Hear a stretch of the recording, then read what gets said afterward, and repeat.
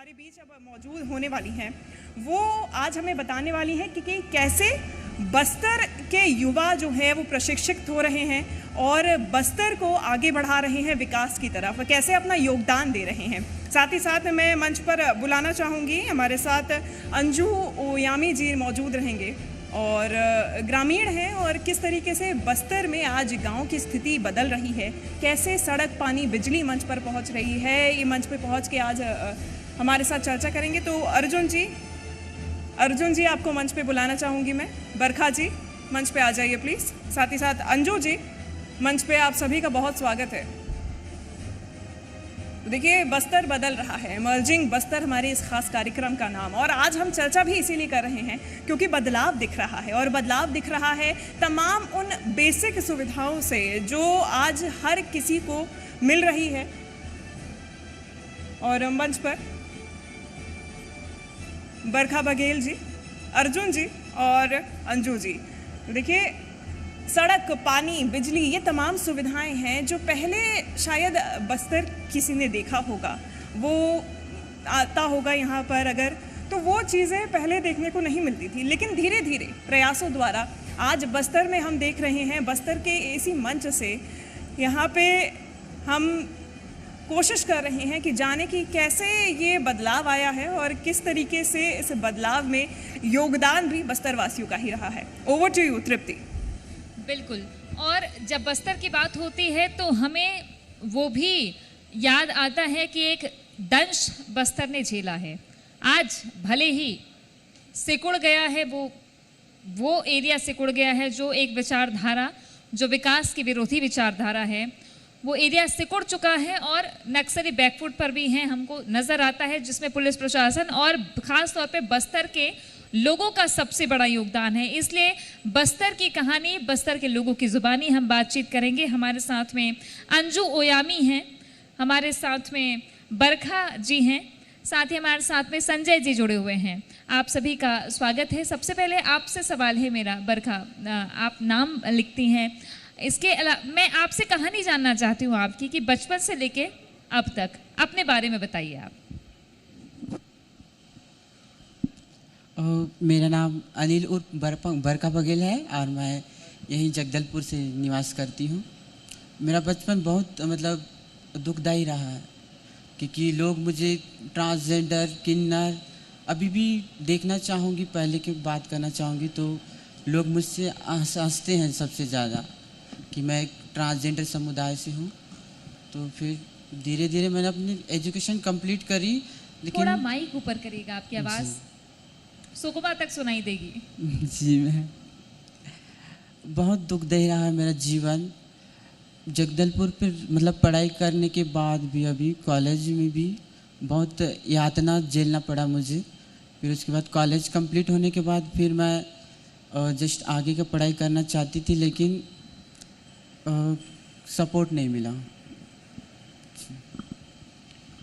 बिल्कुल, और उस सपोर्ट के बाद जो आपको उस टाइम पे नहीं मिला, उस वक्त नहीं मिला, कैसे वो शक्ति आपने प्राप्त की, किस तरीके से आपने ये तय किया कि अब मुझे लड़ना है?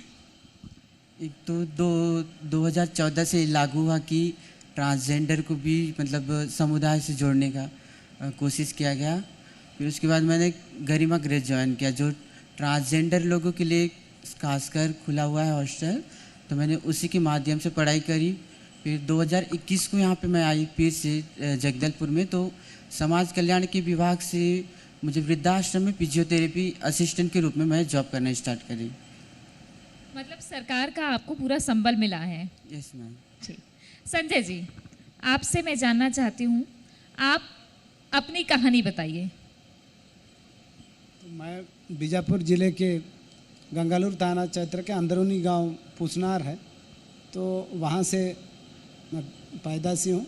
वहाँ से मैं 8वीं तक मैं गांव के मिशन स्कूल में पढ़ाई किया, 5वीं तक। संजय जी आप भी माइक थोड़ा सा ऊपर कर लीजिए। 5वीं तक मेरे गांव का मिशन स्कूल पढ़ाई करने के बाद मैं 10 किलोमीटर दूर एक गंगालूर में जाके पढ़ाई किया। 8वीं तक पढ़ाई करने के बाद मैं कुछ कारणों से, घर की परेशानियों के कारण मैं स्कूल छोड़ के गांव में रहा था। तो गांव वो पूरा नक्सल प्रभावित गांव है जो बीजापुर और दंतेवाड़ा के बीच में आती है। तो वो कई सालों से वहाँ रोड वोड ये सब सुविधा नहीं थी, हम पैदल जाके पढ़ाई किए। तो उसके बाद हमने आर्थिक स्थिति और सभी प्रकार से ठीक नहीं था, तो मैं स्कूल छोड़ के खेती करना चाहा गांव में रह के। बाद में गांव में रहते हुए नक्सल संगठन द्वारा मुझे पढ़ाई किया, उसके हिसाब से मुझे नक्सल संगठन के बारे में परिचय बताए और उन्होंने पाम्पलेट पोस्टर दिए। तो उसके बाद धीरे धीरे उन संगठन में मेरे को जोड़े। तो उसके बाद मुझे बताए कि तुम नक्सल संगठन के लिए काम करने के लिए कहकर मुझे संगठन में शामिल किए। तो उसके बाद मैं 2005 से 2013 तक नक्सल संगठन में कार्य किया, 12 लास्ट तक। तो बाद में मैंने सोचा नक्सल संगठन में ना मेरे और मेरे परिवार या किसी के लिए, समाज के लिए कोई भलाई नहीं है। सोचकर मैं नक्सल संगठन छोड़कर फिर गांव जाके सामान्य जीवन जीना चाह रहा था। गांव में नक्सलियों को कुछ शक लगा कि ये यहाँ रहकर पुलिस के संपर्क में आएगा तो नुकसान पार्टी के लिए कर सकता है करके मुझे जन अदालत लगाकर चेतावनी दिए।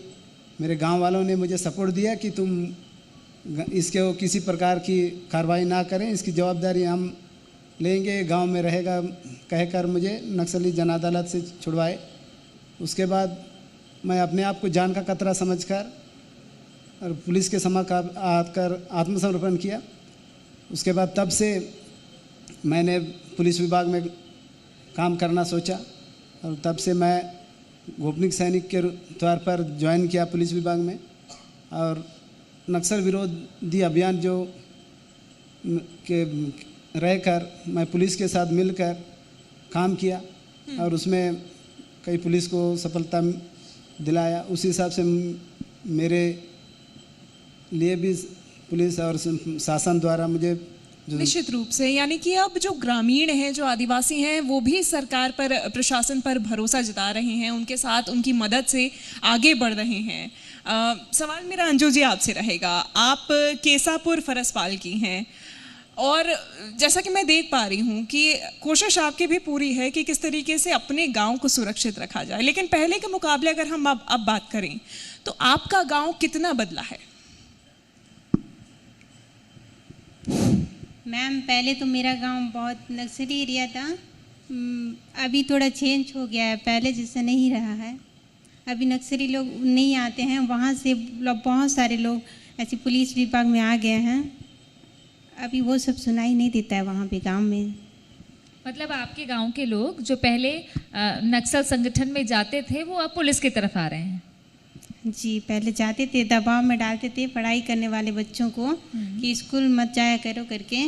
उसके बाद फिर भी हम लोग आगे बढ़े हैं, पढ़ाई करने का कोशिश किए हैं, उसके बाद इस पद में आ गए हैं। और गांव में कैसा बदलाव आया? सड़क, राशन दुकान, ऐसा कोई पहले था और पहले था कि नहीं था और अब है कि नहीं है?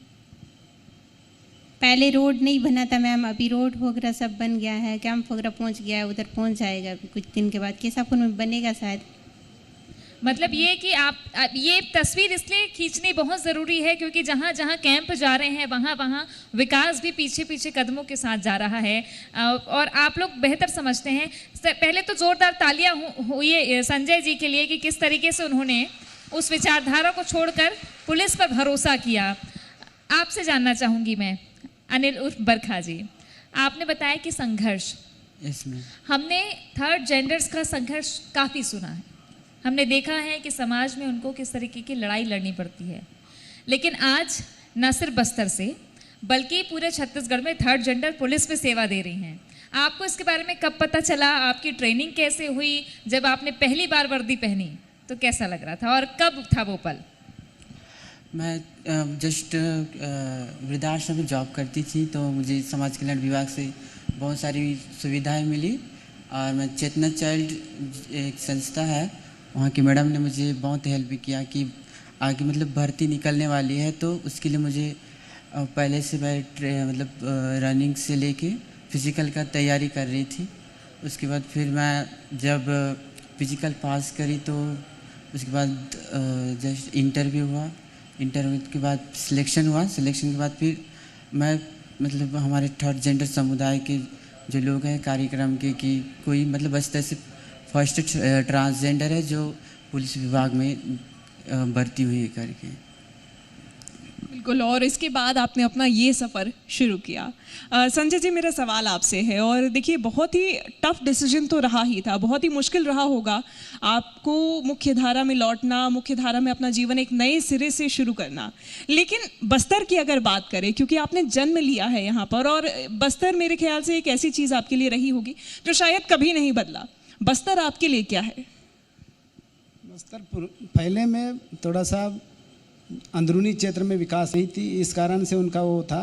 आज की डेट में जैसे मेरे ही गांव का उदाहरण है, पहले 10 किलोमीटर हमको पैदल चलना पड़ता था, आज उस गांव में रोड पहुंचा है, कैंप खुला है, उसमें जो ग्रामीण के लिए सब कुछ सुविधा गांव में पहुंच रही है, और पहले ये सुविधा नहीं थी। इस कारण से हमने परेशानी में गए, और आज की डेट में जो सब स्कूल वही गांव में जा रही है, अस्पताल जा रही है, सोसाइटी चावल जा रही है, उस हिसाब से लोग उनके विचारधारा में कोई नहीं जाएंगे।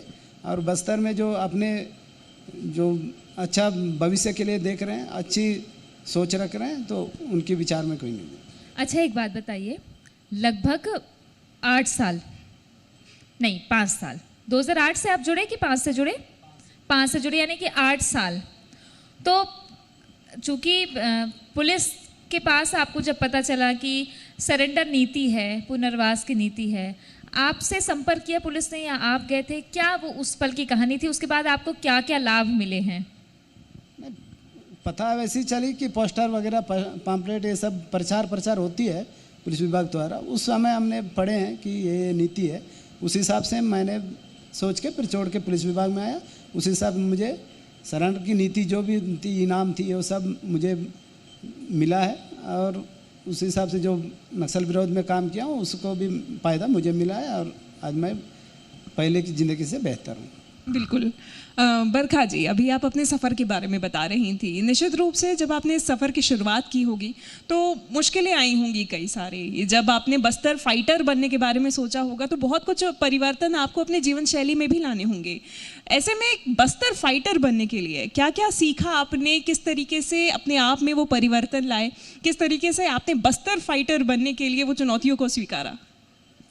जब मैं रनिंग के लिए लालबाग ग्राउंड में जाती थी तो मुझे डर लगता था कि लोग मुझे क्या बोलेंगे करके। शायद मैं और डर रही थी कि लड़की लोगों के साथ फिजिकल करना है, लड़की लोगों के साथ करना है, तो लोग देख के मुझे कुछ गलत ना बोले करके। लेकिन मेरी गलत सोच, जो सोच थी वो बहुत गलत थी। उन्होंने मुझे एक्सेप्ट किया, अपने साथ फिजिकल तक मुझे बहुत मतलब तैयारी करने में बहुत मदद की। और अभी मानूँ तो जस्ट राजनांदगांव PTS में मेरा ट्रेनिंग हुआ था। मैं अकेली ट्रांसजेंडर थी जो 280 लोगों मतलब लड़की लोगों के बीच में मैंने ट्रेनिंग किया। इस बात पे एक ताली हो जाए। इतने लोग के बीच में मैंने ट्रेनिंग किया, तो वहाँ पे भी सोचती थी कि मैं अकेली ट्रांसजेंडर हूँ, इतने लड़की लोगों के साथ मैं कैसे एडजस्ट कर पाऊँगी। बट लेकिन इतना खुशी होता है कि इतने लोगों के बीच में रही, तो आज तक मुझे नहीं, मेरा जो व्यक्तिगत था कि मैं एक ट्रांसजेंडर नहीं, मैं उन्हीं की लोगों की जैसी हूँ कर। ठीक है, ये तो बीती बात हो गई। ताकत बताइए थोड़ी सी अपनी, ट्रेनिंग कैसे ली है? गोरिल्ला वॉर भी सीखा होगा आपने तो? जी मैम, ट्रेनिंग बहुत अच्छा था। जब मैंने CIT के लिए गई थी तो टोटल हम लोग 9 ट्रांसजेंडर थे, तो उन्होंने मतलब वहाँ CIT में भी भेदभाव नहीं हुआ। मतलब अब बोलना चाहूँगी कि मुझे बहुत गर्व हो रहा है कि हम ट्रांसजेंडर ने बेस्ट दिया है और बेस्ट का ट्रॉफी भी जीती है हम लोग। बिल्कुल अंजू जी, सवाल यही आपसे भी रहेगा क्योंकि बस्तर फाइटर के लिए ट्रेनिंग आपने भी की। किस तरीके से आपका सफ़र रहा? ट्रेनिंग आपने कैसे पूरी की, क्या कुछ सीखा और मुश्किल कितना था? मैम, मैं वहाँ पे सीखने के लिए जब गई थी ट्रेनिंग के लिए फर्स्ट में, तब बहुत डर लगता था। उसके बाद धीरे धीरे डर लगना बंद हो गया। वहाँ आदत हो गया है, सर मैडम लोग से सबके साथ मिल के रहना। कुछ सिखाते थे, मैदान में ले जाके रनिंग करवाते थे। फर्स्ट में दिक्कतें होती थी, बाद में वो प्रॉब्लम होना बंद हो गया है, आदत पड़ गया हम लोग को वो सब करते आपकी उम्र करते। क्या है? मेरा अभी 23 चल रहा है मैम। 23 साल की। जी। अच्छा, मुझे ये पता चला कि 2015 में आपके पिताजी को नक्सलियों ने मार दिया था। पिताजी नहीं थे, दादाजी थे। जी। दादाजी को नक्सलियों ने मार दिया था। जी। क्या वजह थी? उसके बाद आपके मन में क्या भावना आई, क्या देखा आपने? जब दादाजी को मार दिए तब मैं घर में नहीं थी, एक शादी हो रहा था, वही पारा में शादी था, तो चारी तरफ नाचने के लिए गए थे, मार के चले गए थे। उसके बाद आके देखे हम वहीं घर में पड़ा था, बॉडी उठा के घर लाए। उसके बाद सेकंड दिन पोस्टमार्टम करने के लिए हॉस्पिटल लेके गए, उधर क्या क्या करा है नहीं पता, फिर लेके आए बॉडी। मैं थोड़ा छोटी थी मैम उस समय, उतना खास नहीं पता है मेरे को उसके बारे में। लेकिन आज आपको ये है कि आप अपने गांव की बेहतरी के लिए काम करेंगे। Yes ma'am. जी। बिल्कुल, निश्चित रूप से, और बेहतरी के लिए खुद सक्षम होकर काम कर रही हैं, ये सबसे बड़ी बात है। संजय जी, एक अगर आप संदेश देना चाहें आम जनता को, आम लोगों को, जो इस विचारधारा से जुड़े हुए लोग हैं, उन लोगों को, तो आप वो संदेश क्या देना चाहेंगे?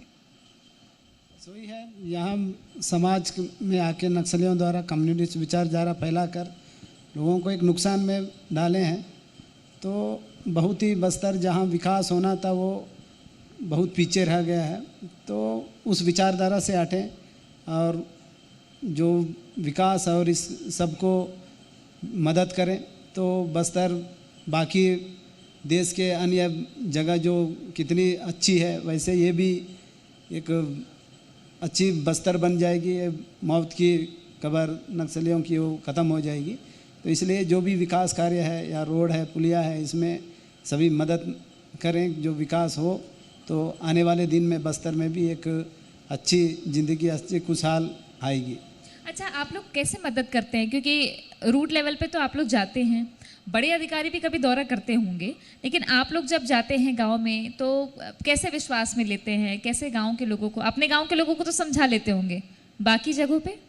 सभी गांव में हम जाके यही बोलते हैं कि नक्सली एक गलत विचारधारा फैलाए हैं, तो विकास रोक रहे हैं, और जो आगे बढ़ने वालों को रोका जा रहा है, तो इसलिए उनकी विचारधारा छोड़ के विकास में और हर सुविधा में आप ले लीजिए, पढ़ाई कीजिए करके लोगों को समझाते हैं। और अपनी शासन की जो भी विचार है, जो नक्सलियों द्वारा जो भड़काया जाता है, वो गलत नियम को हम गांव में समझाते हैं। कुछ लोग समझते हैं, जहाँ जहाँ तक कैंप बनी है, रोड बनी है, जहाँ स्कूल पहुँची है, सोसाइटी पहुँची है, वहाँ के ग्रामीण अभी बहुत खुश है। तो वैसे धीरे धीरे आगे सब बदलाव हो जाएगा। बिल्कुल, और ये बदलाव बहुत ज़रूरी भी है, आगे बढ़ना, ये विकास बहुत ज़रूरी है, और सबसे पहले इसे समझना बहुत ज़रूरी है। अनिल उर्फ बरखा जी, लंबा वक्त हो गया कि इस माहौल में आपने देखा है, और अब लड़ाई भी लड़ रही हैं, खुद सक्षम है। बस्तर फाइटर बनना आपके लिए क्या था, क्या महत्व इसका आपके लिए रहा है? और अगर आप एक संदेश देना चाहें अपने लोगों को बस्तर फाइटर से जुड़ा, क्या देगी? मेरे एक ही सवाल था कि मैं बस्तर फाइटर बनूं। लोग बोलते हैं, मैं बहुत जगह आज तक रायपुर भी जाती हूं तो बोलते हैं कि बस्तर से करके डर जाते हैं। तो मैं बस्तर फाइटर को बोलते हैं कि जस्ट नक्सली सबसे ज़्यादा हैं करके। तो मैं यही विचारधारा रखती हूँ कि बस्तर को नक्सली मुक्त करना है। इसके लिए आप भी एक योगदान दे रही हैं। Yes ma'am. जी। अंजू, आप बताइए कि आपकी उम्र तो बहुत अभी कम है, लेकिन आप देखती होंगी, आपने भी बाकी जगहों को देखा होगा, आप क्या देखती हैं? बचपन बीता और अब इस तरीके से है, तो आगे आप क्या देखती हैं कि कैसा होना चाहिए बस्तर?